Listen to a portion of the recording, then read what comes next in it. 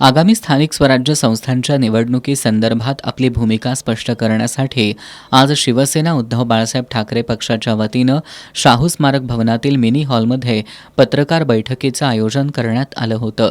मात्र आजच आणि त्याचवेळी शाहू स्मारक भवन इथल्या दुसऱ्या सभागृहात शिवसेना शिंदे गटाच्या पदाधिकाऱ्यांच्या मेळाव्याचं देखील आयोजन करण्यात आलं होतं. म्हणजेच दोन्ही सेनेचे पदाधिकारी आणि कार्यकर्ते आमने-सामने येणार होते. दरम्यान दुपारी 12 वाजता शिवसेना ठाकरे गटाचे जिल्हाप्रमुख रविकिरण इंगवले, शहरप्रमुख सुनील मोदी आणि इतर पदाधिकारी मिळून पत्रकार बैठकीसाठी आले.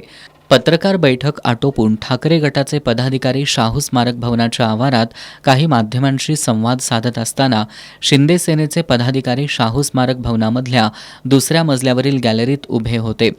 तर शाहू स्मारक भवनाच्या बाहेर रस्त्यावर शिंदे आणि ठाकरे गटाच्या पदाधिकाऱ्यांच्या गाड्या देखील एकत्र उभ्या होत्या.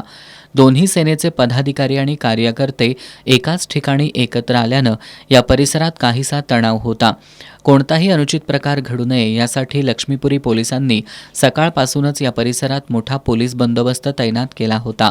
मात्र दुपारी 1:30 वाजण्याच्या सुमारास ठाकरे गटाचे पदाधिकारी पत्रकार बैठक आटोपून परत गेल्यानंतर पोलिसांनी सुटकेचा निश्वास सोडला.